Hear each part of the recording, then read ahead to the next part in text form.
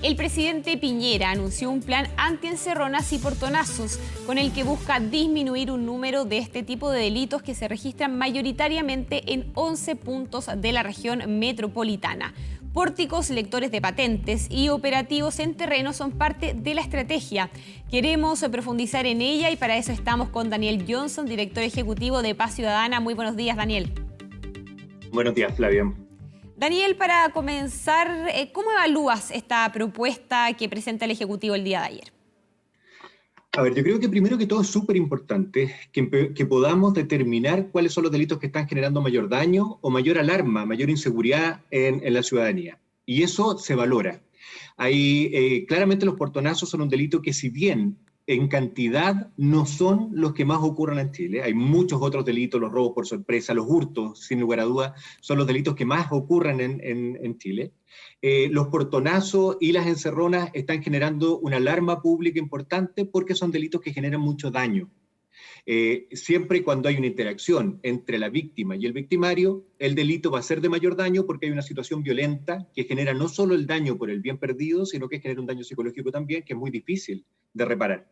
Y por lo tanto es pertinente que se busquen herramientas para tratar de solucionar las problemáticas que son más dañinas para la ciudadanía. Y no solo contar delitos, porque es lo que normalmente se hacía antes con estos sistemas como los delitos de mayor connotación social, en que sumaban en un mismo saco hurtos con homicidios, por ejemplo.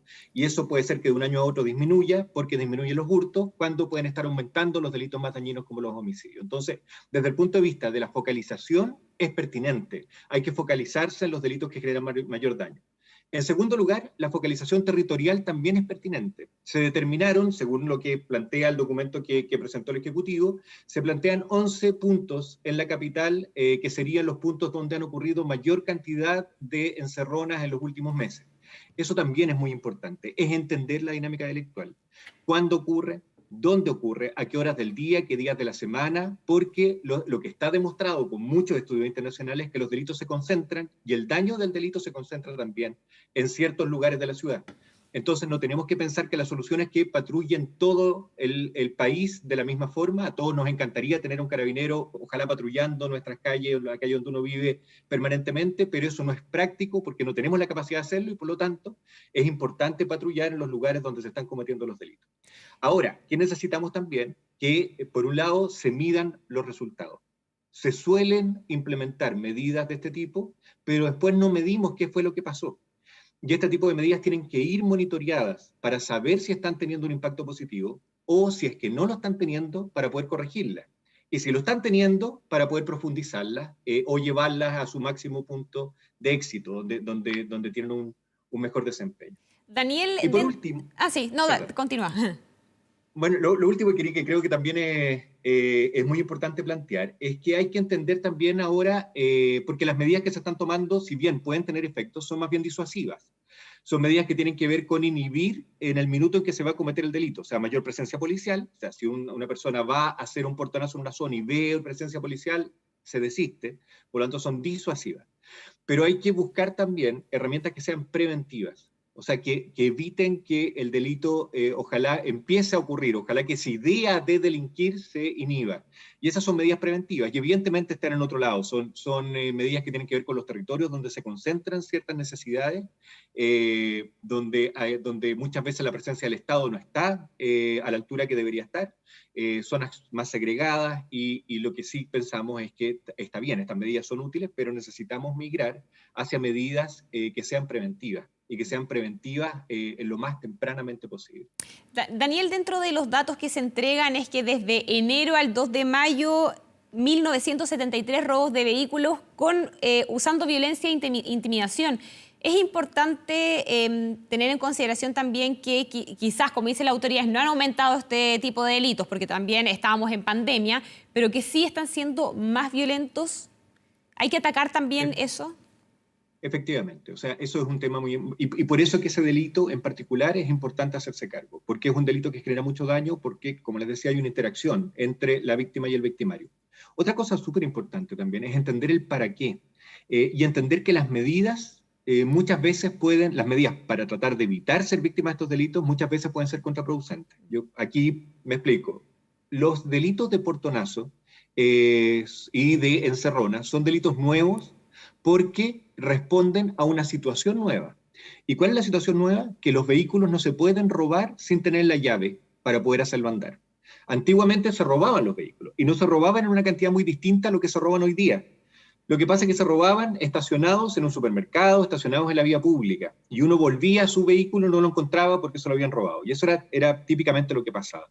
Porque el vehículo se podía abrir sin tener la llave, se rompía la chapa, se rompía el tablero, se sacaba un par de cables y haciendo contacto se podía hacer andar el vehículo.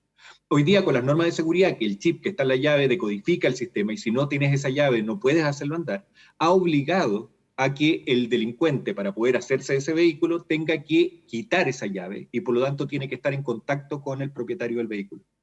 Y eso ha generado que estos delitos sean más violentos. Entonces, una situación que buscaba prevenir el robo de vehículos hizo migrar al robo de vehículos a un delito que es más violento. Y por eso que hay que tener mucho cuidado con cuáles son las soluciones que uno implementa y por eso que decía al principio de esta entrevista que es muy importante evaluar los resultados, porque los resultados pueden ser en un sentido positivo o incluso pueden ser a veces contraproducentes cuando uno no lo evalúa. Y eso no se puede saber a priori, por lo tanto hay que evaluarlo. Por ejemplo, ahora se ha hablado de medidas como los cortacorrientes, que también si es que yo corto la corriente, por ejemplo, a metros del lugar donde me robaron el vehículo, puede ser que todavía siga estando en riesgo de una interacción con esa persona. Y por lo tanto hay que mirar muy bien cómo funcionan, cómo los hago funcionar, cómo operan esos sistemas. Y en segundo lugar, lo que tenemos que monitorear también muy bien es para qué se produce el delito. Una cosa, les decía, hay que prevenirlo, pero para prevenirlo hay que entenderlo. Y ahí hay que mirar qué pasa con los vehículos robados. En la misma área de Carabineros, que es la que está en conjunto con el Ejecutivo implementando las medidas que se anunciaron ayer, es el SEV, el Servicio de Encargo y Búsqueda de Vehículos. Y este servicio ya ha hecho ciertos estudios y sabemos, por ejemplo, que el 80% de los vehículos que se roban en portonazos aparece. Y por lo tanto, aparece después, aparece abandonado. Y entonces hay un 80% que el fin no era el vehículo como un bien para reducirlo después en el mercado informal, sino que ese 80% estaban buscando ese bien para dos cosas, para cometer otros delitos, que muchas veces hacen estos tours delictuales, que con ese mismo vehículo van robando en la calle, incluso roban otros vehículos o a personas que van transitando por la vía pública, o también, simultáneamente puede ser, para jactarse. Hemos visto muchas imágenes en las redes sociales de jóvenes, adolescentes principalmente, que lo que buscan es validarse con sus pares y por lo tanto el filmarse y subir a las redes sociales imágenes donde están manejando vehículos de alta gama, los valida dentro de un cierto sector de grupos de pares en el cual ellos buscan pertenecer. Entonces, Sí. eso hay que entenderlo muy bien. Sí, Daniel, El te otro quería 20% preguntar, efectivamente se reduce. sí, te quería preguntar, Daniel, precisamente por eso, por dos temas que tú tocas. Uno, de que en el fondo ahora las personas directamente son afectadas y ya no te cortan los cables y se llevan el auto, sino que tiene que haber una interacción entre el delincuente y la víctima. ¿Son suficientes estas medidas cuando hemos visto casos dramáticos como el de la pequeña Tamara que muere en un delito de este tipo? Teniendo en consideración eso y teniendo en consideración lo otro que tú decías también, de que muchos de estos automóviles se utilizan para hacer estos tours delictuales y que las medidas que se están estableciendo son para poder encontrar más rápido ese auto, para poder detectar la patente más rápido, los pórticos. Entonces, falta quizás también tomar medidas en relación a las víctimas, más allá del auto mismo, de poder encontrarlo rápido, que como tú mismo decías, se encuentra, ¿no es cierto? En la mayoría de los casos se encuentra el automóvil. Pero ¿qué pasa con las víctimas, con esas personas que les da miedo salir a la calle, con esas personas que, la familia de Tamara que perdió a su hija? Hay que quizás enfocarnos también en las víctimas, en el paso antes del robo del vehículo. Por supuesto, Flavia, es lo que planteaba. Las medidas que estamos viendo son, en el mejor de los casos, disuasivas, o sea, que evitan, en algunos casos, cuando hay presencia policial, por ejemplo, o cuando hay conciencia, cuando se comunica que van a haber ciertos lugares más vigilados, o que van a haber cámaras que pueden hacer que esa persona aumente las probabilidades del cumplimiento de una condena, eso puede ser disuasivo, y tiene un efecto disuasivo, y eso evitaría que el delito ocurra, y por lo tanto evitaría el daño. Eso sí, en esa línea hay algo que aborda. Pero tiene razón, los pórticos, por ejemplo, tienen más que ver con encontrar el vehículo y ahí no son medidas que pueden tener tanto impacto y por eso que es tan importante evaluar. ¿Qué son medidas que realmente van a evitar que estos delitos sigan ocurriendo masivamente? Son medidas preventivas, que lamentablemente tienen un impacto más en el largo plazo, pero que tienen que ver con territorio, tienen que ver con bandas delictuales que operan en ciertos territorios. y con jóvenes que toman la decisión, adolescentes muchas veces, menores de edad, que toman la decisión de iniciar una carrera delictual.